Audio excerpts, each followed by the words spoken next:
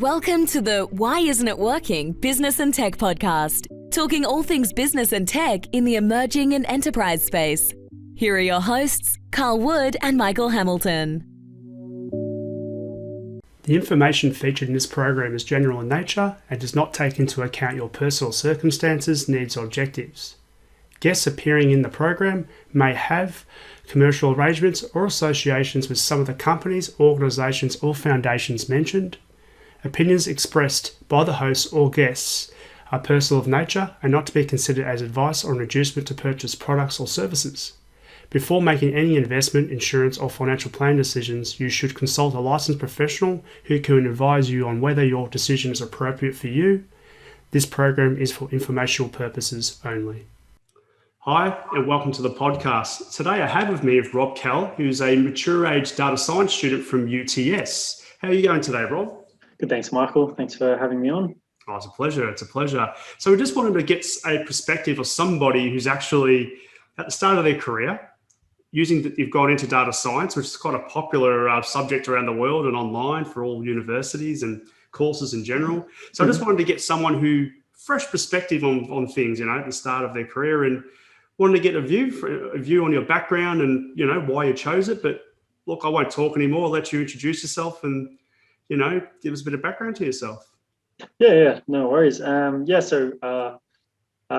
currently 27, just about to complete the Master of Data Science. I've been going at it for about 2.5 years now, and I'm currently working in financial services, particularly in advisory. So I've only been in the space for a couple of years now, and I've completed a couple of project internships with 2 different startup companies, which has been interesting. So it's been a slight direction change.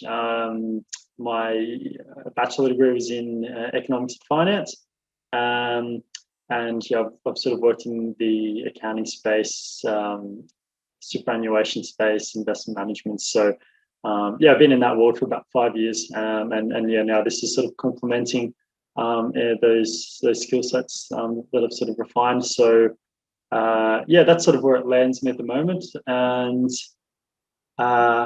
going forward, it's all very exciting. The space is huge. It's where business decision making is going in the future. So in terms of that, it's like the prospect is very exciting, as you would know, as you understand. I certainly do. I love it. So why economics and finance? What got you to do that first, when you did your first studies?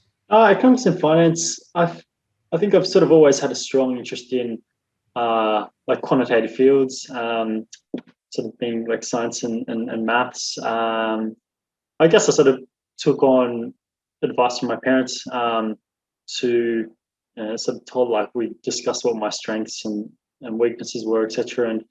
And I think it landed in a good space, economics and finance and accounting, and sort of on the conservative side, you sort of want to get a job for life, especially with the rate things change now. So I think that was like a good foundation, and I wasn't exactly sure what I wanted to do, but I knew that was a good field to pursue, quite a few different professions. Yeah.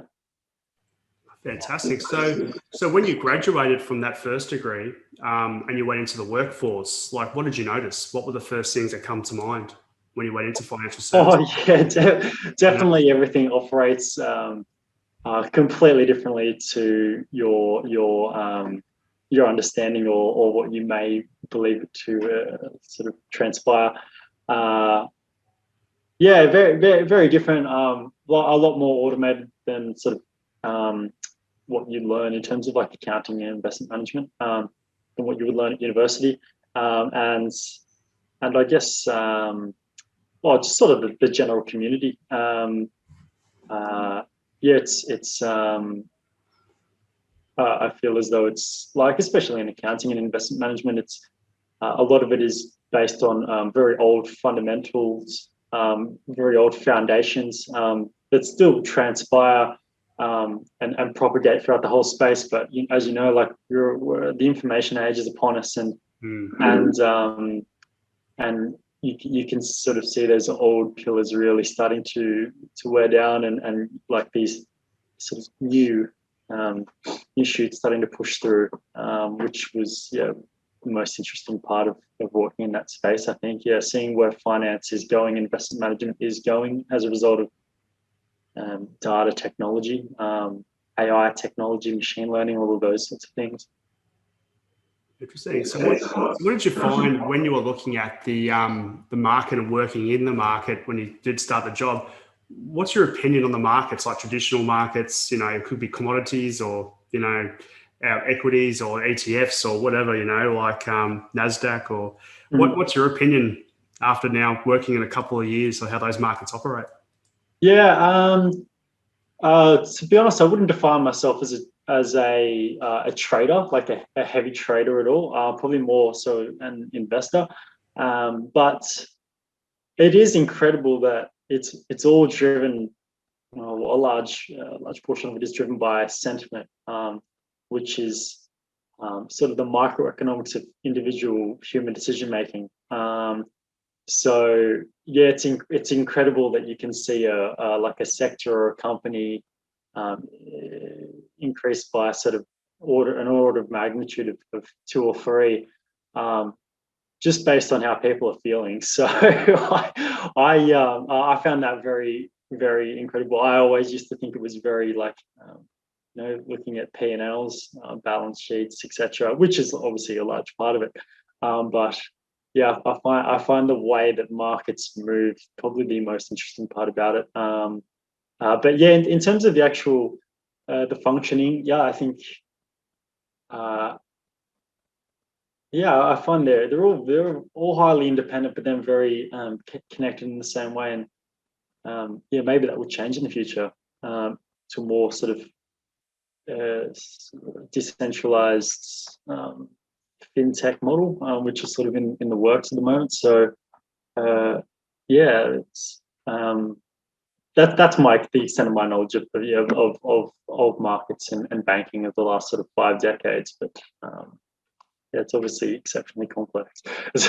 Oh, definitely, for sure. So going in and doing a business degree or a business subject and going into the business first and getting that context, has that then educated you on why you then moved on to a data science kind of conversation, or kind of what you went down that path? Did that drive you down there, or was it just curiosity that you wanted to?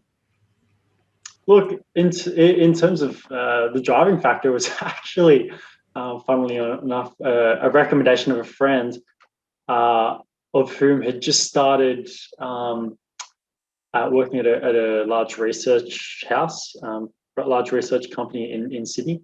And he got the heads up on it from the IT department, of whom he worked with closely, saying like this is the future, data science is the future. And along with that was sort of cryptocurrency. It was 2 major things: being interesting in cryptocurrency, like sort of 3-4 years ago, and being interested in data science and how they both link, and how but basically what the far-reaching implications of that are, how blockchain technology and all these other technologies that sit under the primary coins interrelate to core data science fundamentals.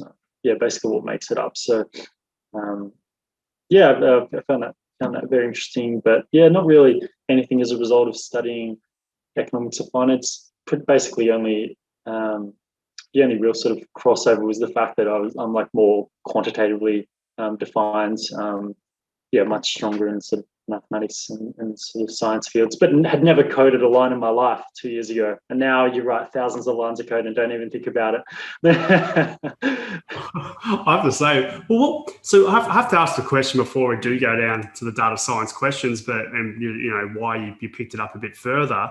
What was your mathematics like growing up? Like even in primary school, even in high school, were you good at maths? Was it something that come natural to you?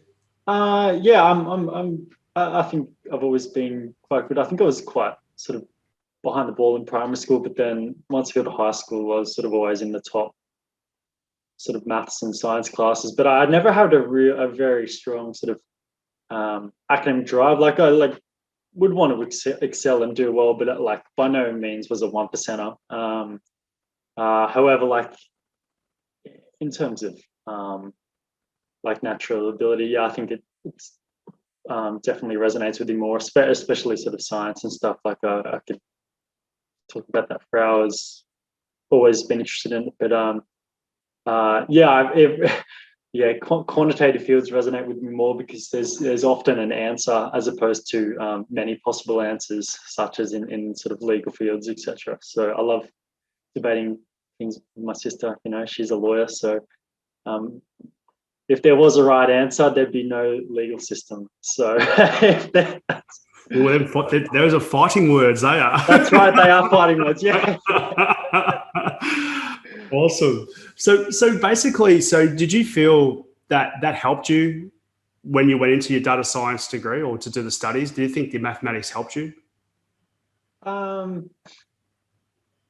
Definitely, because there's a lot of the mathematics that sits behind machine learning and artificial intelligence or deep learning models has a lot to do with calculus and probabilities. So sort of calculus is in general sense, what machine learning and AI are doing is fitting a curve through hyperdimensional space. So you could be plotting data in 10 dimensions or 1,000 or 1,000,000 dimensions. And when I say dimensions, we experience 3 dimensions in space and time, or 4 dimensions in space and time. But yeah, so these things push things into thousands of dimensions, and it does that using calculus and linear algebra. So having a firm grasp of that from basically high school mathematics and doing math subjects through economics and finance at uni, it just it really sort of it makes it easy, you know. Like I just spent so much time practicing coding, like 4 different languages, and didn't have to work as hard with the statistics and mathematical understanding. Whereas other people come from IT and coding is second nature, but don't understand sort of the maths and the transformations that happen behind it. So as I sort of say, like I sort of discovered with my friend, when you have pure understanding, you don't need to remember. So it makes that a lot easier. So if you understand coding, you don't really have to remember it. It sort of comes out because the ideas are in your mind and you remember all the functions. It's the same with the maths. If you understand the transformations, you don't have to remember the formulas. It just comes out. So it's all very fast. Like I find it interesting. So that obviously helps. Like you're willing to put the time in, right? So yeah. So how did you find, so when you actually went through the course, what didn't you know? What surprised you more than anything when you started going through the course? It basically opened my entire realm up to what goes on behind everything you interact with. So I couldn't believe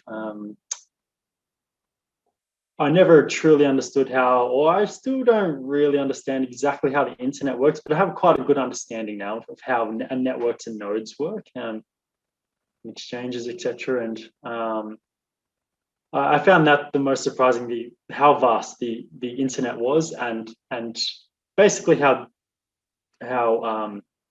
laborious it is transferring data and information around different places. And then it sort of made me realize that the implications of the science and the tech and the mathematical implications to make those things faster and more efficient, to get a faster link between device and the user. And when I say device and user, I mean like a phone and your mind. So like the link.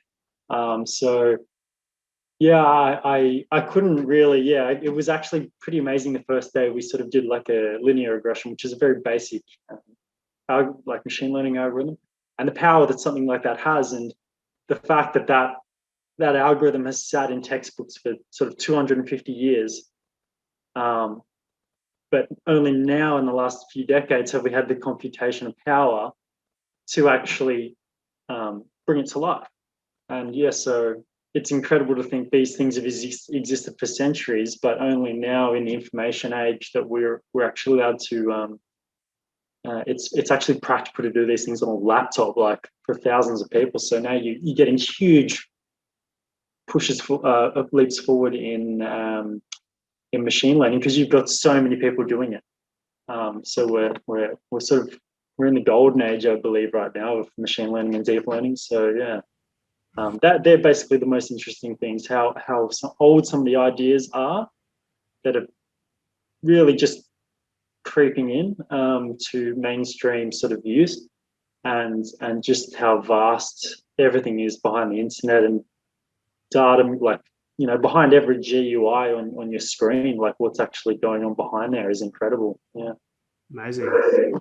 And with your learnings, obviously you're in financial services and you apply a lot of your natural practical thinking on the learnings from the course to financial services. Did you see any other industries where you think you could apply yourself from your what you've done on your course, like sales, marketing, agriculture, analytics? Did you see? Yeah. Yeah. Prior to studying the degree, I did in year 10 you do sort of work experience. So I did that at Sydney Airport meteorological observation tower.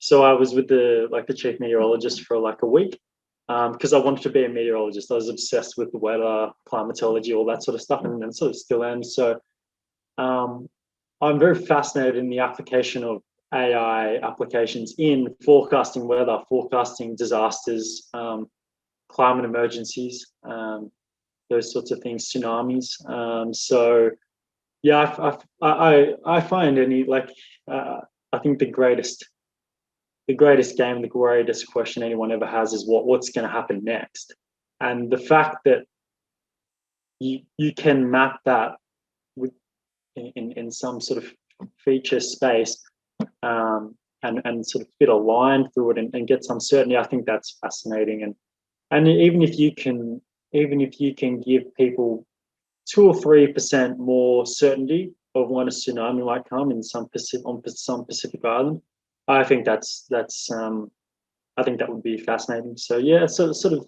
seeing things in those fields. Like I apply a lot of it personally in sort of the cryptocurrency space and financial markets, and then sort of other applications, healthcare for sure.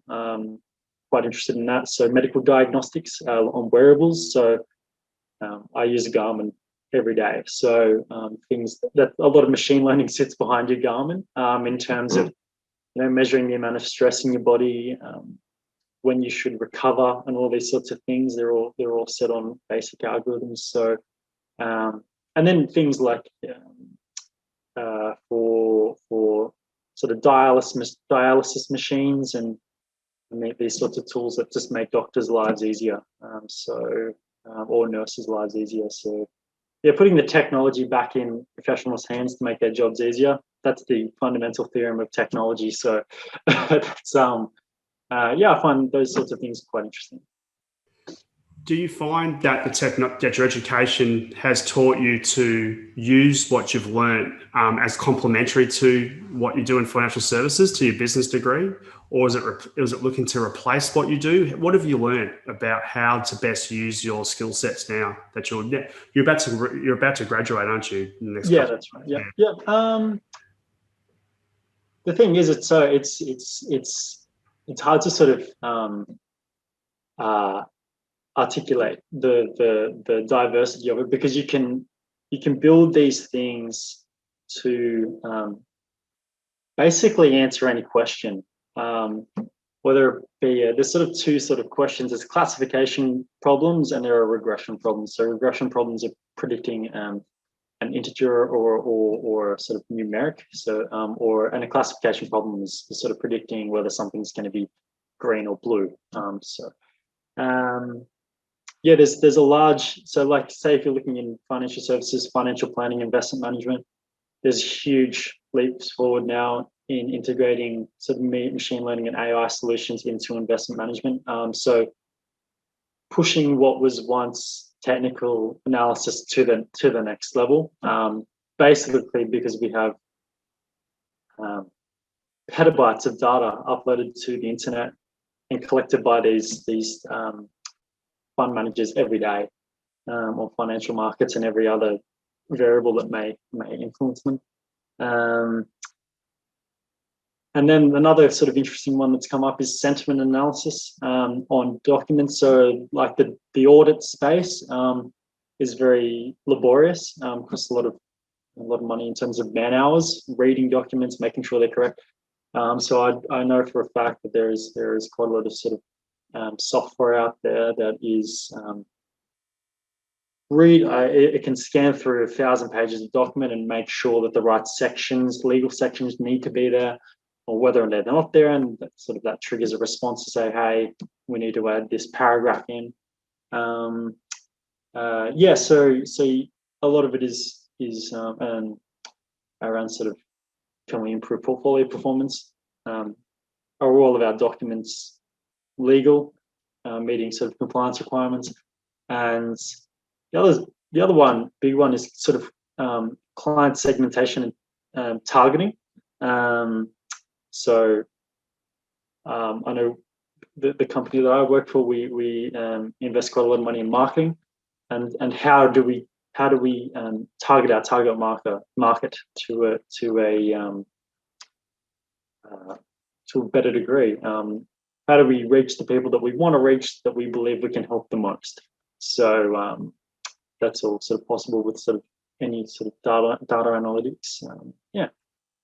No, mate, fantastic. Yeah, no, there's so much potential, as you mentioned, to, how I say, make things more efficient, make life easier. But yeah, it's what we're saying is more complementary, isn't it? Really? Yeah, that's right. Yeah, and I'm sure you're seeing that every day in your job. It's there's just incremental changes in your job over the months, where it's just sneaking up into it and you don't even realize it. It's just there. There's new tools there, and it's all bedded in the data space. No, definitely. It's constant improvement. There is a perception when I was younger, when I was going, IT will solve a lot of problems and do everything for you. But no, it needs to be maintained. It needs to be a constant improvement process in the strategy, and always trying to improve, make it better. And that's part and parcel of the strategy that you've got to go on for life and the journey of it, right? But I have to move on to the financial services conversation now and the markets. So you obviously you've taken your skills and you apply it to traditional and crypto markets, as you mentioned before. Do you do it for yourself and you do it for your work, or is it just for yourself at the moment? Yeah, I really just do it for myself and a couple of others. We have sort of like a group, and we look at we sort of just float ideas, do sort of design a bit of an experiment, conduct it, and sort of do like a bit of a SWOT analysis, and basically brainstorm how we can improve. Definitely, it's sort of like the greatest game, like trying to predict like that. The sort of first for that, I don't think we'll ever go. But yeah, it's definitely a hard one. Trying to predict financial markets is no easy task, I'm sure, as a lot of people understand. But yeah, I do devote quite a lot of time to that when I'm sort of not at uni, trying to, as people have told me, just to skim the market, and the goal would be to outperform all fund managers in the world, and I believe that's possible with technology and good ideas. So a good idea can definitely change the world, and you can create this stuff in AI pretty quickly as well. in days. So yeah, I find that fascinating. Yeah. Mm-hmm. How's your performance been going on running your own models? And what models are you using? That's right. Yeah, the performance is working. Are you making money? That's right. Yeah. The money is definitely real. Is it happening? That's right. Yeah. Yeah, I've definitely been I always get brought back down to earth by comments from my parents and other people, and it's always great in a bull market, as sort of we've seen in the last sort of this financial year. But yeah, if you're looking at sort of the ASX, like a good return over the last sort of like current financial year, I reckon would be around 25%. And yeah, I've developed some models. So I feel my primary models that I run would be like ARIMA, around random forest, the gradient boosted forest, some long short-term memory neural networks, and a convolutional neural network. So I run them all in tandem. They run over different training sets. So some only are fed 1 month of data, some are only fed 1 week of data, some are fed 2 years of data. And then they all also forecast over different periods. And then I have basically a selection scheme that sits in there as to what the final result is of a subset of them. Yeah, and basically I've without evidence to present to you, definitely outperform the market, especially in the crypto space. I think everyone in the crypto space, or if you're in the crypto space, you have a long-term belief that it will propagate throughout markets and the economy for the rest of time. So, or for at least the next coming decades. Yeah, it's great. It's great applying it to crypto in a booming market. It's like the gold rush of our age. I think you might have mentioned that to me in a previous conversation, and yeah, it's good to be a part of it. So like, yeah, it's good to be rewarded for your efforts. Of capitalism sort of rewards creative people with good ideas. So I guess that's sort of the embodiment of that. So. Yeah, it's all going fabulously. So which models are serving you? Which models have been the best performing, or which ones do you find are easier to get a return or get trust in? Mm-hmm. Yeah, it's interesting. I'll probably say the simpler models perform better. Yeah, it's an interesting one.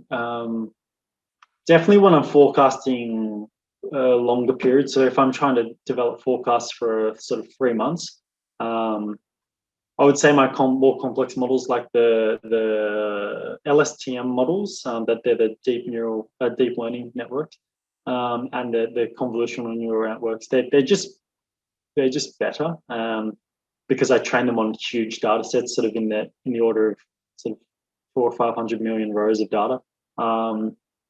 But then, yeah, if I'm looking sort of over less than a month, weeks, sort of my random forests and ARIMA models, and I use another one called a Holt Winters. They work great. So yeah, there are lots of things you can do. Like I forecast a binary outcome, up or down, and then I forecast a regression line where it's actually going to go, what the prices will be, and look at how they complement each other over anywhere between 10 and 12 models. So yeah, I would say shorter time periods, sort of less than a month. We're looking at sort of standard time series forecasting machine learning models like ARIMA and Profit, and then also longer periods, more data. You really want to move to like the neural networks. That's where you're going to get quite good accuracy. Yeah, that in my opinion, that's sort of. I guess you might have a different opinion based on what you've done over the last sort of couple of years. Yeah, definitely. No, definitely. Look, for me, if you go back many years ago, I would think that when you're trading, you're doing high frequency trading or using these models to be in and out of the market and make profit all day. I've seen so many people with different approaches, and it's some of them write their own models, some use other people's ones. Like that's what's big on the internet now is taking downloading these models and running them. Right, you don't have to write them, right, and you can just and configure them. But what I'm finding is some people have a very long outlook with their predictions. Some want to trade on the day and make money on the day, but some have very much they might make a couple of trades with their algorithm in a week. Some Yeah. might make many a day. It's just, again, it's the mindset of the individuals and the way they interpret things and want to implement. But how do you find when you run your models? Are you doing trades that are making money in and out of like a day, an hour, a week, a month? Like, how are you?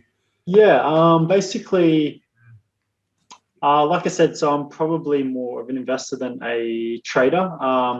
I wouldn't do more than oh, I might trade twice a week.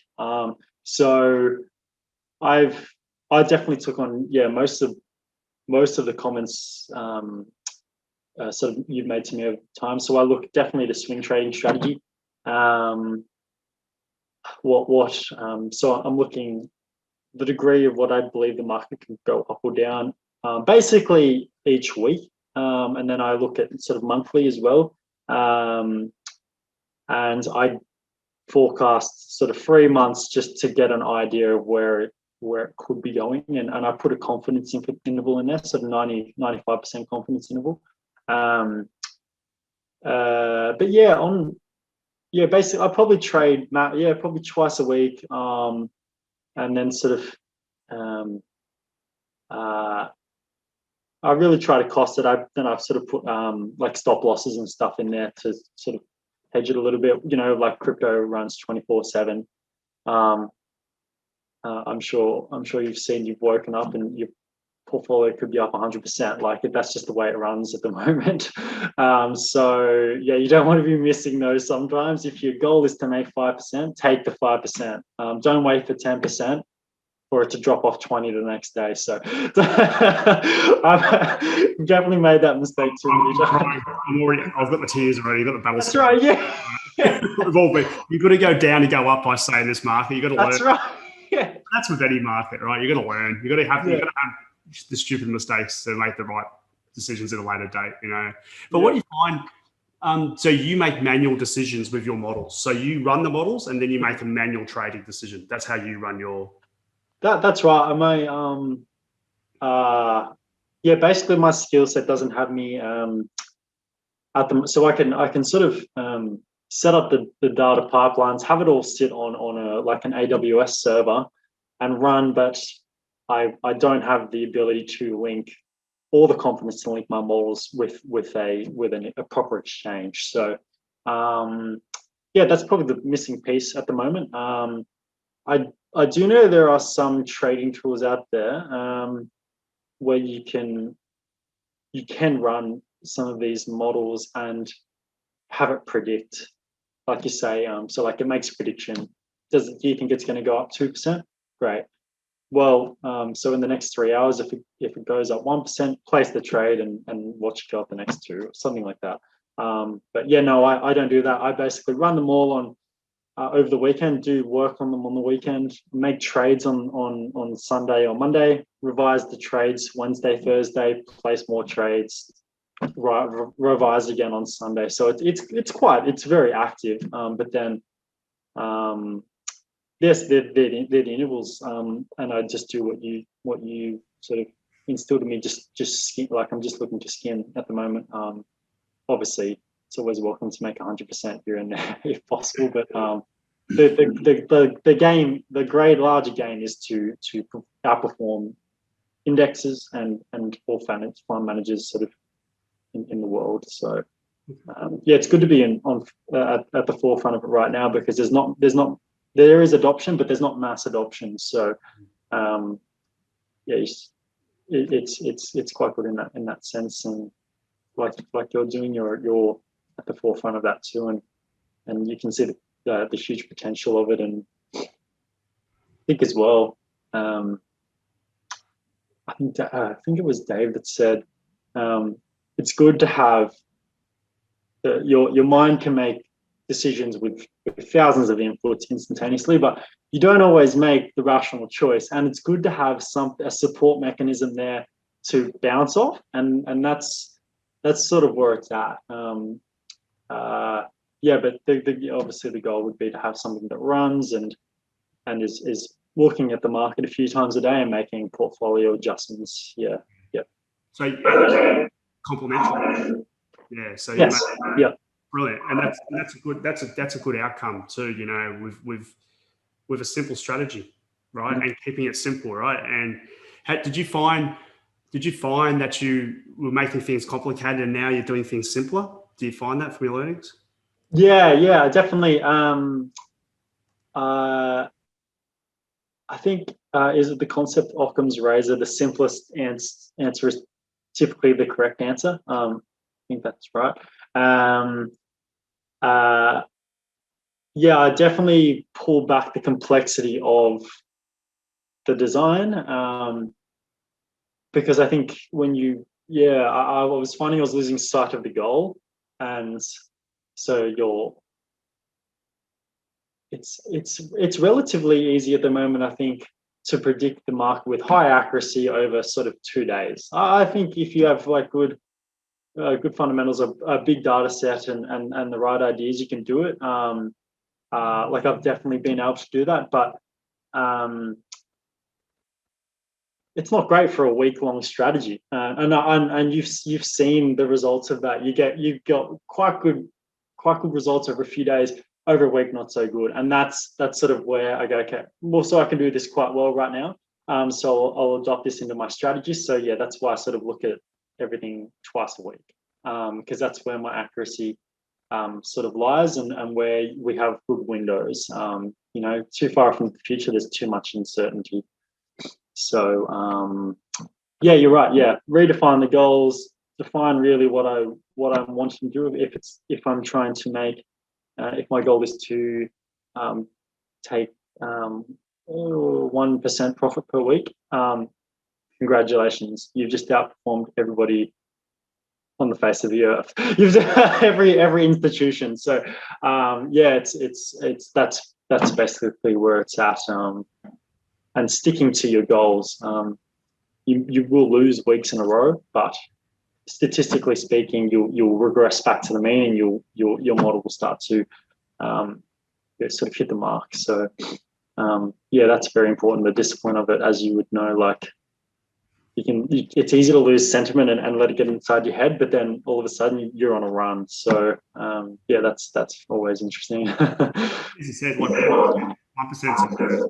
You know, starting out, obviously, and you can expand and create your risk as you get more experienced on the strategy and refine it. And obviously, you're taking the profits and simple profits and running away with that. And, you know, you've got a whole journey ahead of you at the start of your career. You know, where you're going, you've got a whole life ahead of you. So it's interesting. With the industry, I think you did a lot of industry placement in the time you were doing your course. What did you learn? Like, how did the industry placement help you? You know, when you did it, what was the things that stood out? Yeah. Basically, I picked 2 companies. So it's no secret. Like my biggest interest is in forecasting with predictive analytics. So yeah, machine learning space, AI space. So yeah, I picked 2 companies in the sort of startup sort of sector, if you will. One was a startup energy company, and they were designing batteries that would sit inside your home. And they wanted a model that could predict electricity electricity prices over a 24 to 48 hour period, so that the battery knew when to charge up at the cheapest points in the day, right? So we were able to do that, and I was able to beat the NEM model, the National Electricity Market Model. So I think they run that in their software now. So they were quite pleased with that. I was actually very pleased with that too. So basically, I learned from that. It's incredible. Like this company just saw the advertising from UTS and decided to inquire. And as a result of one of the director's ideas, it's been the perfect result for them. They got what they wanted, and they're now able to, they're able to economize on electricity consumption for people. So if you're able to reduce people's electricity bills, that's a great result for the every consumer. That's fascinating. And then I did another one with Morpheus Analytics, and that was great. And again, very sort of similar story, wanting to have access to this technology, currently sort of implementing it, but wanted a slightly different idea, a different approach to see what was possible. And yeah, I think they got I think they got a good result to see what the scope is on forecasting abilities right now, especially for students in the space, and help them redefine their goals as to, right, what are the next steps now? How do we improve this? Where do we focus our efforts? So basically to answer your question, I found exactly what I expected. People want to use data science, predictive analytics, and they want to implement it straight away to see if they can get results to implement in either business decision making or improving process or improving current software they have in devices or their in their bureaucracy somewhere. So it's been fascinating, but it's been great of being able to find exactly what I want. So it's been good on that front. I'm sure you have something to add to that on the Morpheus front. When I was working for the audience there, I was letting Rob worked on the project for me last year on some just look at different models on the financial services markets with crypto. And what I noticed was setting those goals for yourself. We were trying to achieve them, but trying to make them happen, but then learning that sometimes it's not plausible. It's not going to work. You can't use it. But sometimes it will help you to make not to make a decision, when not to trade. Sometimes you always want to trade, you always want to make money, but sometimes your models show you don't do anything, right? And I think you did take a lot from that. I noticed when you saw that last year when we finished the project and so forth. But one thing that I've seen you take from, obviously, when you worked at an energy company and taking your skills forward, is you're not just doing it for the client you work for, you're actually doing it for yourself. What are your model? And you're learning, and the stuff you do outside of work also complements and helps you do your job better too. And it's complementary both ways. So one question I was going to ask you is, are you planning to retire based on your models in the future, or what does the future look like for you now? Are you going to keep running them and providing savings for yourself? Buy a property, or lifestyle choice decisions based on your modeling and taking profit, or what do you want to do with it now? Long term. Yeah, long term. I'm like I said, I'm at the moment, the absolute most interesting thing to me is the future. What does the future look like? Can you predict the future? I think that's the I just find that fascinating, and there's so much food for thought there. Sort of coupling that, and then sort of trying to couple it back with actual technology. So there's sort of sitting in every phone and sort of laptop now, these neuromorphic chips which hold the AI machine learning models, and sort of companies like BrainChip, they're sort of, that's what their comparative advantage is in like producing the software and these chips. So I'd love to be a part of something like that. Using the AI to predict human behavior that sits inside these chips. And I'm sure if you've seen The Social Dilemma, that's probably not what the world needs anymore of, but I just find that deeply fascinating. If you'd like it, you can build chips that help you just help you in your day-to-day life. And whether that's designing sort of a neural network that is able to identify when you should go for a walk or when you should eat or when you are looking at a phone and that's your face there, the facial recognition. Those sorts of things are fascinating to me. So I think in that sort of space, also obviously financial markets, I'd love to work in predictive analytics in financial markets, and then again also in sort of the healthcare space. But yes, 100%. I continue to plot for myself and sort of my friends, and yeah, it's surprising. Like I'm sure you've been in the space for a lot longer than I have, and just being an investor for a lot longer than I have. And I find as you go deeper into the realm, you go into more specific niche areas, and I'm actually finding it can be very counterproductive to what you're trying to achieve, because you might be continually looking for an edge, but like how do I say, it's you need the big picture, and sort of at the start of this journey of applying all this knowledge, you need to be looking at the big picture, and like you say, keeping your goal focused. Don't get too crazy. Don't use the most complicated thing. Really try to get good generalization with your models, and just get small continual improvement, and don't stake your entire fortune on your model yet. But yeah, there's some interesting things going on out there.